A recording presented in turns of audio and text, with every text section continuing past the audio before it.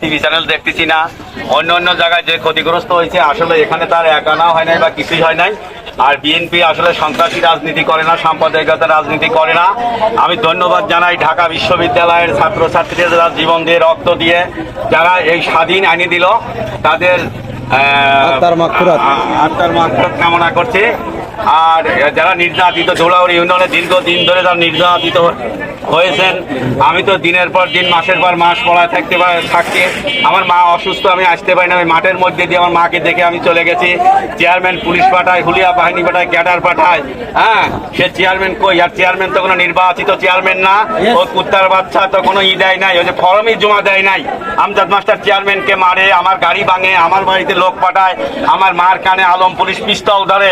আমি যত নির্যাতিত হয়েছি, যতবার আমার বাড়ি ভাঙছে, যতবার পিস্তল নিয়ে সেক্রেটারিরা অমুক তমুক উঠছে, এইরকম নির্যাতিত ধুলুর ইউনিয়নের 2-4 জন আছে কিনা আমি জানি না।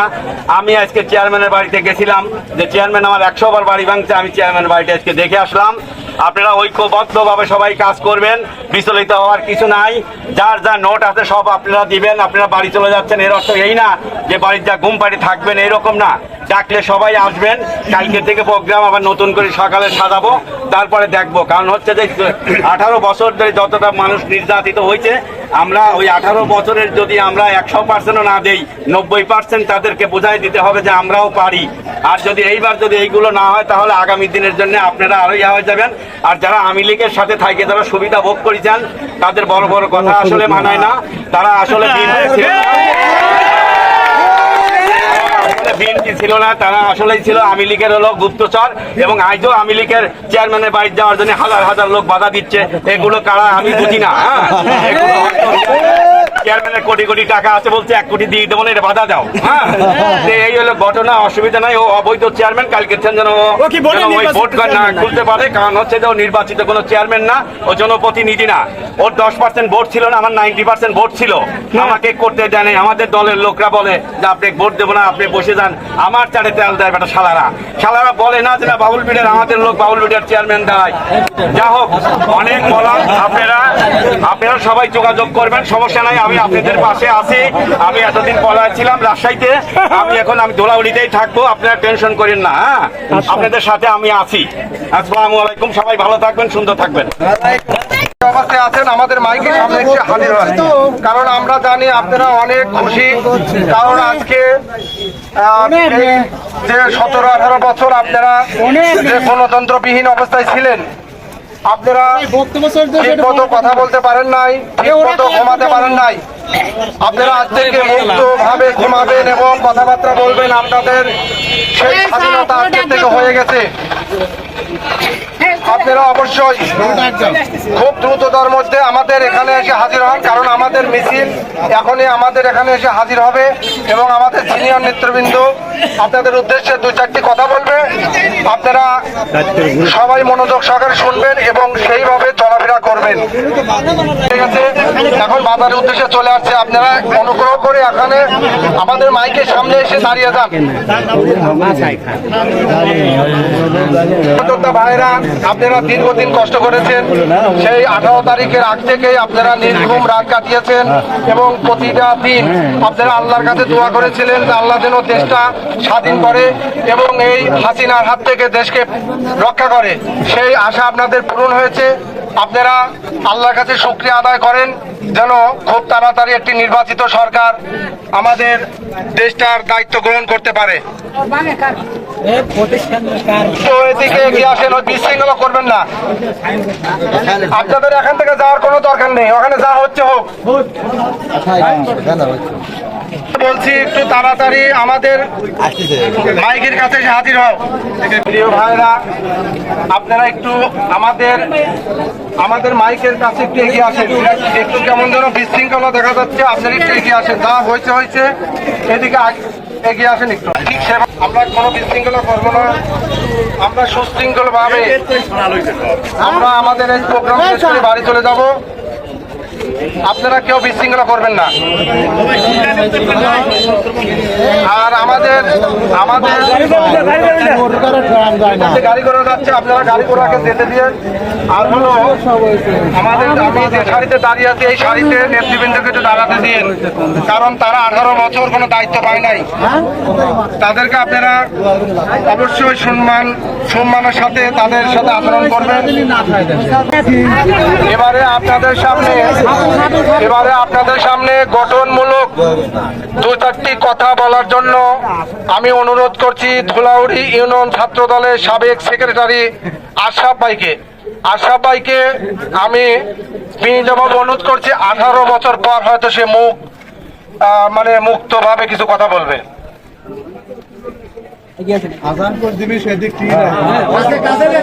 বিসমিল্লাহির রহমানির রহিম। বিসমিল্লাহির রহমানির রহিম। আসসালামু আলাইকুম।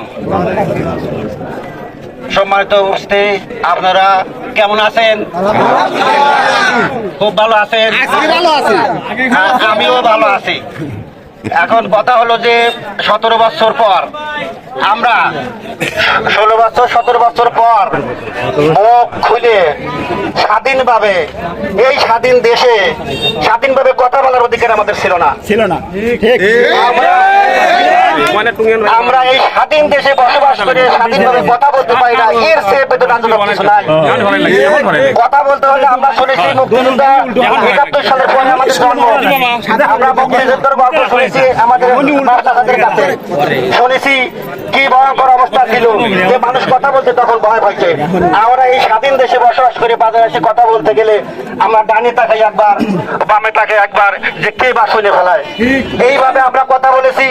আমরা আমাদের দল যদি ক্ষমতায় যায়, আমার মতো আমি আশরাফ প্রেসিডেন্ট হব না, বড় নেতাও হব না, আমি যেমন আছি তেমনই থাকবো। কিন্তু বিষয় হচ্ছে মনের বিষয়টা। আমাকে আপনারা চেনেন, হয়তো অনেকে চেনেন না। আমি অনেক আগে থেকেই এর সাথে জড়িত, কোনো নেতা নয়, ছিলেন নেতা এক সময়, এখন হচ্ছে এটা সমর্থক। এই সমর্থক হওয়ার কারণে নির্বাচনের সময় রাত্রি বাড়িতে থাকতে পারি না। আমাদের মতো একজন নিরীহ মানুষ তাও বাড়িতে থাকতে পারি নাই। যাই হোক, কথা অনেকে আমার সিনিয়র ভাইকে বলবে, আপনারা আমরা যেহেতু সচেতন শিক্ষিত মানুষ, আমি মনে করি অন্য মানুষের মতে আওয়ামী লীগের মানুষের যে উশৃঙ্খলতা, আমাদের দলের মানুষের এরকম উশৃঙ্খলতা নাই। আমি দেখেছি, আমি যখন ছাত্র দল তুলি হাই স্কুলের থেকে শুরু করি, ক্লাস 7-8 থেকে, আমার বন্ধু বান্ধব যারা শান্তিশিষ্ট ভদ্র ভালো ছেলে, তারাই গুলো ছাত্র দল, আর যারা উশৃঙ্খল তারা চলে গেল ছাত্র লীগে। এই জন্য আমরা অবশ্যই আমাদের চাপা ক্ষোভ আছে, আপনারা অনেক কিছুই ধরে রাখতে পারেন নাই, আবেগকে নিয়ন্ত্রণ করতে পারেন নাই, এই জন্য কিছু অপ্রীতিকর ঘটনা ঘটে গেছে। যেটুক হয়েছে আমি একজন সচেতন মানুষ হিসেবে আপনাদেরকে অনুরোধ করব, যেটুক হয়েছে এইটুকুই হোক, এর বেশি আর কিছু আপনারা করবেন না। আপনারা যা পাইছেন আত্মার শান্তি, পাইছেন, এই হলো যথেষ্ট। আর আমরা এখনো কিন্তু কোনো কিছু হয় নাই, শুধুমাত্র এটা বিজয়। যে জগদ্দল পাথর আমাদের বুকের পার চাপা ছিল, 80 মন 100 মন পাথর চাপা ছিল, সেটি ছুটি গেল। এই আমরা শান্তি পাইলাম। সামনে আমাদের অনেক সময় আছে, নির্বাচন হবে, কোন পদ্ধতিতে কি হবে, আপনারা সবাই পাড়া মহল্লায় বসিয়া সবার সাথে আলোচনা করিয়া কি করে সুন্দর করে একটা নির্বাচন করিয়া আপনারা ক্ষমতায় আসতে পারেন, সেই চিন্তা ভাবনা করবেন। আর উশৃঙ্খলতা বিশৃঙ্খলতা করবেন না, তাহলে ওদের সাথে আমাদের কোনো পার্থক্য নাই, থাকে না। আমাদের বিএনপি দল আদর্শ দল, এদের রক্ত গরম ছাড় নাই। যেটুক হয়েছে এটুক হয়েছে অত্যন্ত আবেগের কারণে। আজ 17 বছর 16 বছর ধরে কথা বলতে পারে না। আপনাদের আমি অনুরোধ করি, যেটুক হয়েছে এতটুকুই হয়েছে, আর যেন বেশি না হয়। আপনারা সুন্দর করে ঘরে ফিরে যাবেন, মানুষের সাথে ভালোভাবে কথাবার্তা বলবেন। মনে করেন যে নির্বাচনের এখনই শুরু হয়ে গেল, আপনাদের নির্বাচনে ভোট চাওয়া শুরু করে দেবেন সুন্দরভাবে। আমি এই কথা বলে আমি আমার সংক্ষিপ্ত বক্তব্য শেষ করছি। আসসালামু আলাইকুম। প্রিয় উপস্থিতি, এবারে আপনাদের সামনে সংক্ষিপ্ত আকারে 1 মিনিটের কম সময়ের মধ্যে বক্তব্য দেওয়ার জন্য আমি বিনীত অনুরোধ করছি ধুলাউড়ি কামিল মাদ্রাসার সহকারী অধ্যাপক আব্দুল্লাহ আল মামুনকে। বিসমিল্লাহির রহমানির রহিম। আমি প্রথমেই যে জিনিসটা স্মরণ করবো সেটা হলো, আজকের দিনের জন্য যারা জীবন দিয়ে শহীদ হয়েছে সেই সব ভাইদের প্রতি, তাদের প্রতি সবাই আপনারা দোয়া করেন এবং তাদের বাবা মা যেন ভালোভাবে তাদের ছেলে মেয়েদের যে জীবন দিল, যার কারণে আমরা আজকের দিনটা পেলাম।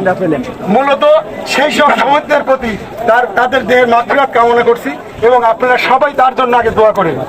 আজকের এই দিনের জন্য তাদের যে অবদান, আমার মনে হচ্ছে কি যে 1971 সালে যারা জীবন দিয়েছিল, যুদ্ধ করে দেশ স্বাধীন করছে, তার সে কোনো অংশেই কম না আজকের যে ছেলেরা বিভিন্ন ভাবে শহীদ হয়েছে।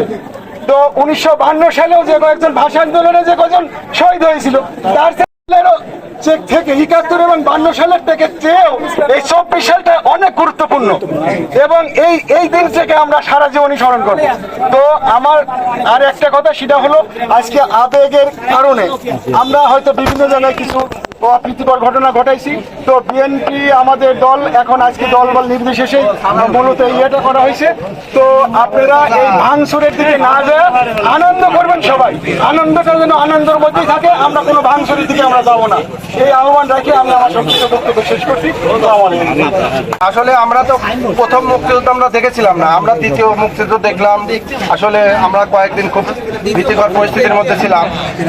যাই হোক, বক্তব্য এ পর্যায়ে আপনাদের সামনে গঠনমূলক কিছু কথা বলবেন ধোলার ইউনিয়ন যুব দলের সাবেক সভাপতি আব্দুল আলী মোল্লা।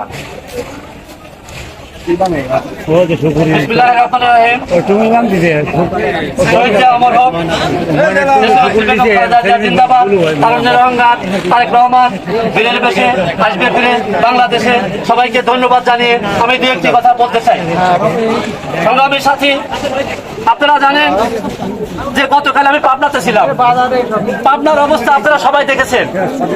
ছাত্রলীগ, যুবলীগ, আওয়ামী লীগ ওপেন অস্ত্র নিয়ে নিরীহ ছাত্রদের উপরে গুলি করে হত্যা করা হয়েছে এবং শুধু শুধু পাবনা না, অনেক জেলায় এরকম হত্যা করা হয়েছে। তাজা প্রাণ, এদের আসলে এরা মানুষ না অন্য কিছু, আসলে ভাবতেও অবাক লাগে। সংগ্রামী সাথী, আপনারা জানেন যে 2008 সালের 30শে ডিসেম্বর একটি ইঞ্জিনিয়ারিং মাধ্যমে, কারচুপির মাধ্যমে এই আওয়ামী লীগ সরকার ক্ষমতা এসেছিল। আজকে তাই আমি একটা কথা মনে হলো, 8 থেকে 9 থেকে 24 মাত্র 16 বছর আমরা দেখেছি এই সমস্যায় বাড়ি থাকা লাগছে। মিছিল হয়েছে ঢাকাতে, বাড়ি থাকা যায় নাই। পুলিশ এসে দোকানে গিরে লিছে, বাড়িতে গিরে লিছে। 18 সালে আমাদের নামে মামলা হয়েছে, আপনারা সবাই জানেন। আসলে এটা মিথ্যা না বানোয়াট মামলা, কোনটা? আওয়ামী লীগ মানে মিথ্যা, আওয়ামী লীগ মানে মিথ্যা, এটা ঠিক আছে না?